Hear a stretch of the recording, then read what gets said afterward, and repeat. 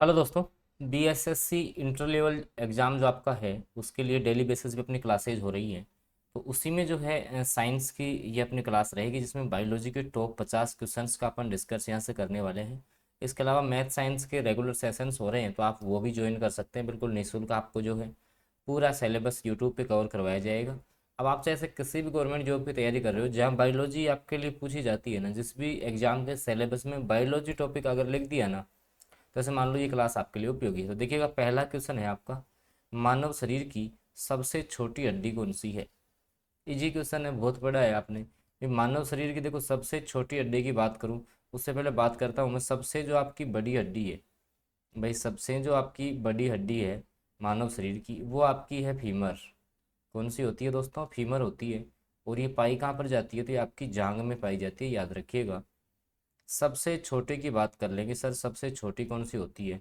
तो सबसे छोटी आपकी होती है स्टेपिज। कौन सी होती है दोस्तों? स्टेपिज। ऑप्शन सी जो है वो सटीक हो जाएगा।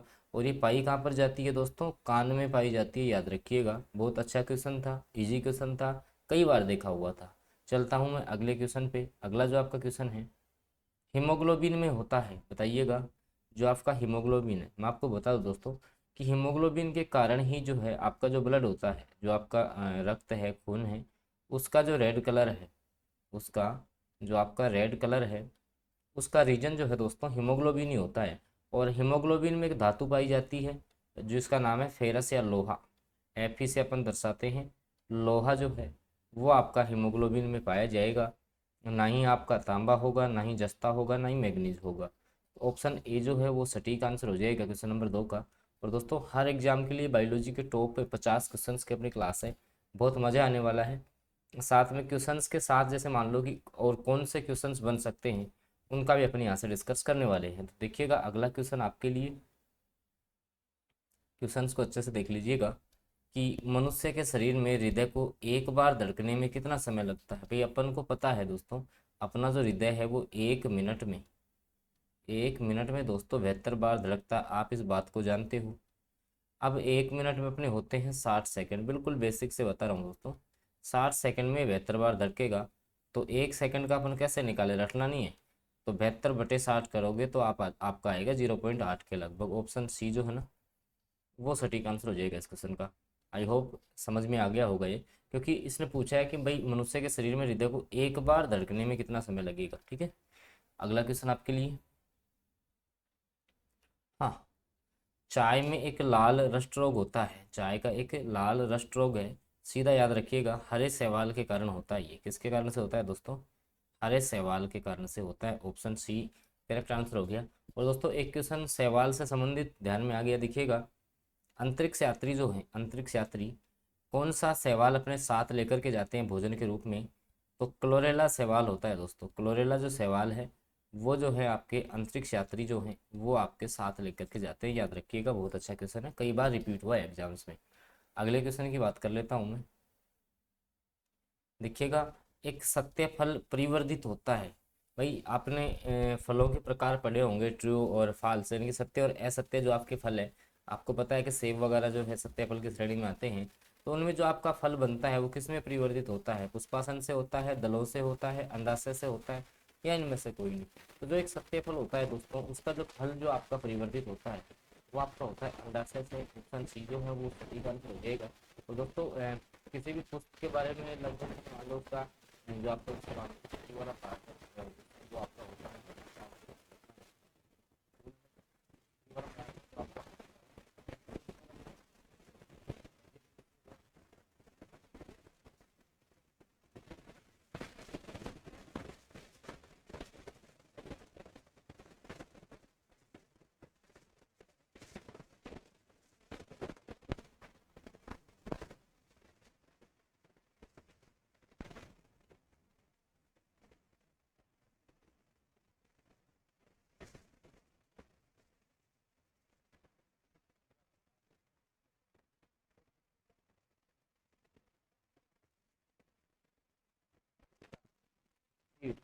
माइका या नेटा।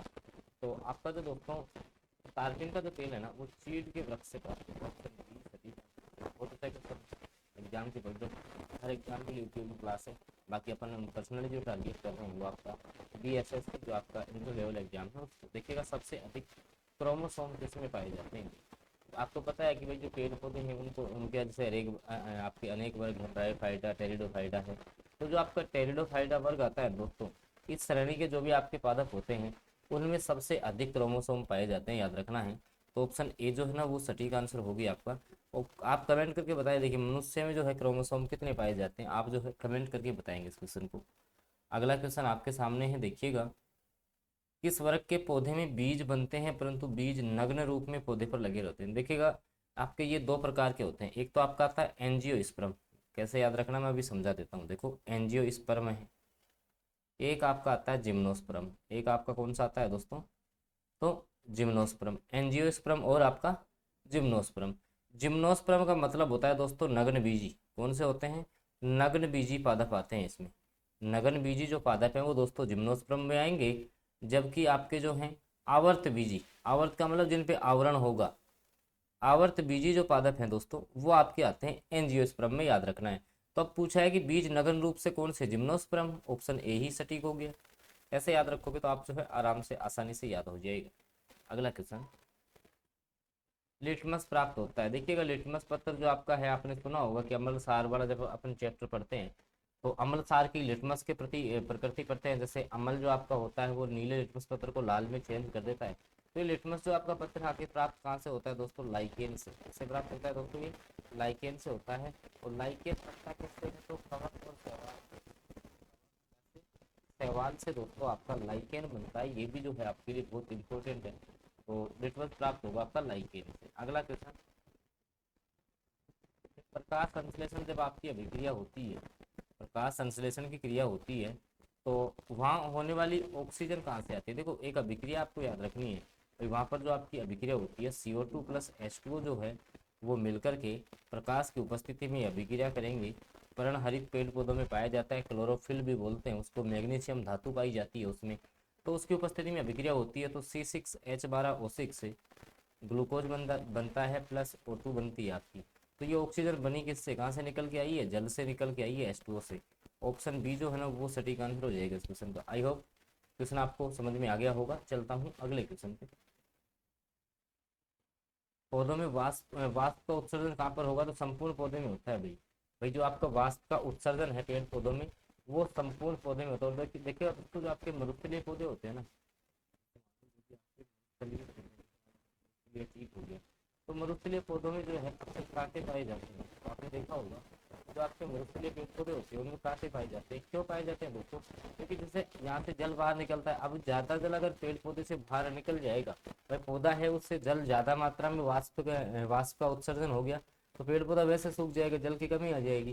तो रेगिस्तान में जो है, रेगिस्तान में जो भी आपकी वनस्पति पाई जाती है उनको जल की विशेष रूप से कमी होती है।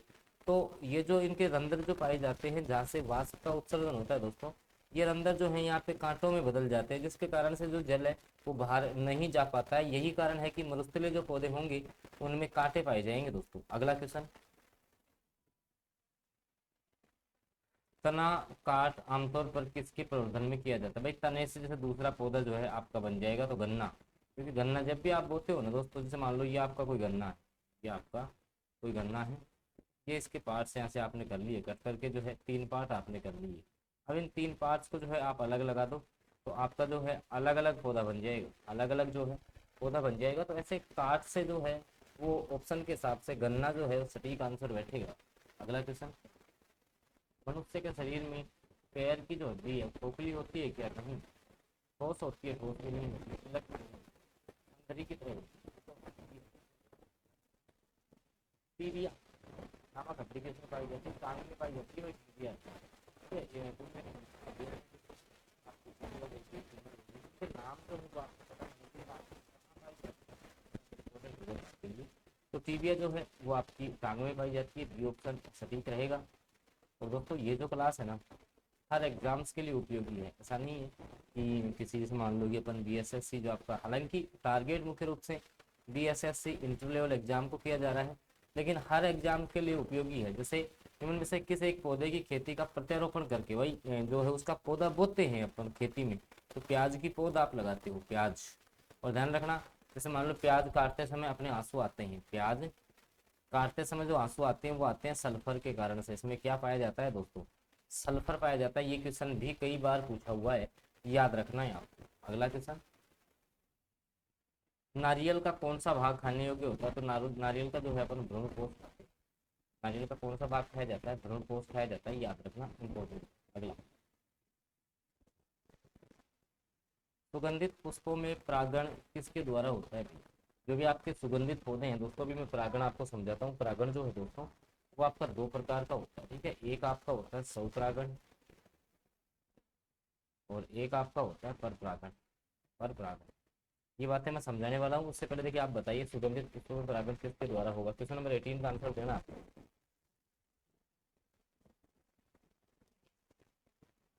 देखिएगा, मैं आपको बता रहा था कि हाँ भाई, जैसे मान लो एक फूल आपका ये है और एक फूल आपका ये है, तो यहाँ से जो कीट पतंग है वो यहाँ से, जैसे मान लो यहाँ के परागण जो हैं उनको यहाँ तक लेके आ जाएंगे, क्योंकि यहाँ से इस फूल पे बैठेंगे, यहाँ के इस पे बैठेंगे, तो ऐसे परागणों का जो है आदान प्रदान हो जाता है। ये कीट के द्वारा होता है दोस्तों। किसके द्वारा होता है?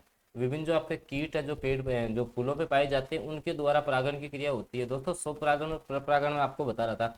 स्वपरागण का मतलब ये होता है दोस्तों, जैसे मान लो एक ही पौधा है। अब मैंने आपको ये भी बताया कि भाई फूल में दो पार्ट याद रखने हैं, पुंकेसर और वर्तिकाग्र। पुंकेसर है, एक है आपका दोस्तों वर्तिकाग्र। कौन सा है दोस्तों? वर्तिकाग्र। वर्तिकाग्र मतलब स्त्री वाला पार्ट है, पुंकेसर मतलब पुरुष वाला। अब ये दोनों ही अगर किसी एक पौधे पे पाए जाते हैं, अब उसमें स्वपरागण की क्रिया हो जाएगी भाई। उसी पौधे के पुंकेसर उसी पौधे के वर्तिकाग्र से मिल जाएंगे तो आपकी स्वपरागण कहलाएगा। अगर एक पौधे के पुंकेसर दूसरे पौधे के वर्तिकाग्र से मिलेंगे तो ये आपके जो है परपरागण की क्रिया कहलाती है, याद होना चाहिए आपको। अगला क्वेश्चन, प्रकाश संश्लेषण की क्रिया में कौन आवश्यक है? देखो सूर्य का प्रकाश, प्रकाश संश्लेषण फोटोसिंथेसिस जो आपकी क्रिया है उसमें आवश्यक है। क्लोरोफिल भी चाहिएगा जिसमें कि आपकी मैग्नीशियम धातु पाई जाती है। कार्बन डाइऑक्साइड भी जरूरी है। तो उपयुक्त सभी जो है, ऑप्शन जो डी है वो सटीक आंसर हो जाएगा। ये सारे जो आपके है, जैसे मान लो सूर्य का प्रकाश है, क्लोरोफिल है और आपका जो कार्बन डाइऑक्साइड है, ये सारे के सारे प्रकाश संश्लेषण फोटोसिंथेसिस जो क्रिया है उसके दौरान होने आवश्यक है। अगला क्वेश्चन, वह यंत्र जिसके द्वारा तने की वृद्धि दर मापी जाती है। बहुत इंपॉर्टेंट क्वेश्चन है, कई बार एग्जाम में आया हुआ है दोस्तों। वह यंत्र जिसके द्वारा तने की वृद्धि दर मापी जाती है उसको अपन बोलते हैं दोस्तों आपका क्या?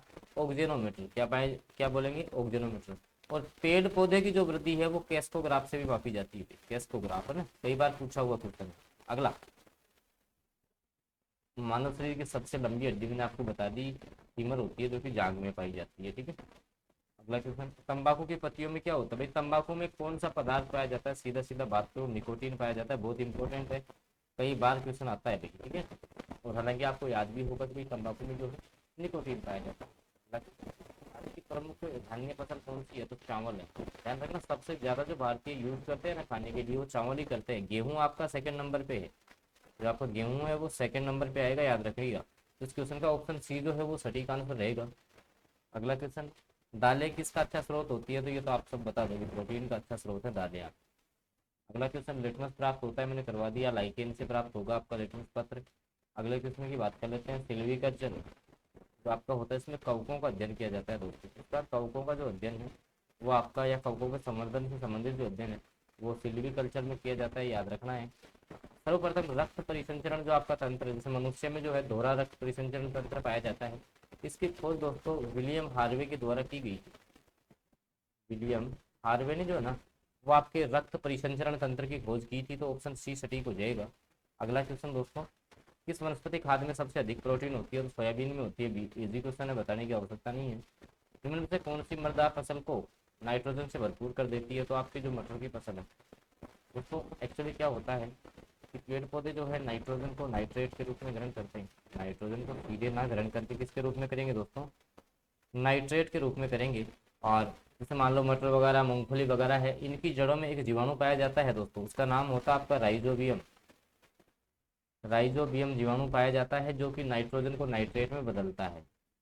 दोस्तों ये कुछ आपके इंपॉर्टेंट क्वेश्चन थे जो मैंने आपको कवर करवाए हैं। अगर क्लास आपको अच्छी लगी हो तो प्लीज़ जो है आप क्लास को लाइक करते हैं। चैनल पे फर्स्ट बार जुड़े हैं तो सब्सक्राइब आप कर सकते हैं, क्योंकि बीएसएससी जो आपकी इंटर लेवल एग्जाम है दोस्तों उसका सिलेबस ओपन आपको निःशुल्क जो है यहाँ से करवाएंगे। इसके अलावा कोई भी गवर्नमेंट एग्जाम, चाहे टीचर एग्जाम हो आपके पुलिस की हो, हर की जो क्लासें हैं, छोटी क्लास और अच्छा कंटेंट, इसके साथ में समझाने का बेस्ट तरीका, जब तक कि स्टूडेंट्स को समझ में नहीं आ जाए। इसी प्रकार से निःशुल्क सारी पीडीएफ आपको टेलीग्राम चैनल पे प्राप्त हो रही हैं। आप टेलीग्राम चैनल भी ज्वाइन कर सकते हैं, डिस्क्रिप्शन में लिंक है उसका। बाकी आगामी क्लासेज की अपडेट के लिए जो है आप चैनल को सब्सक्राइब करके रखो भाई, साथ में जो है बेल नोटिफिकेशन को ऑन करो, ताकि आगामी कोई भी वीडियो आएगी तो उसकी अपडेट आपको मिल जाएगी। धन्यवाद।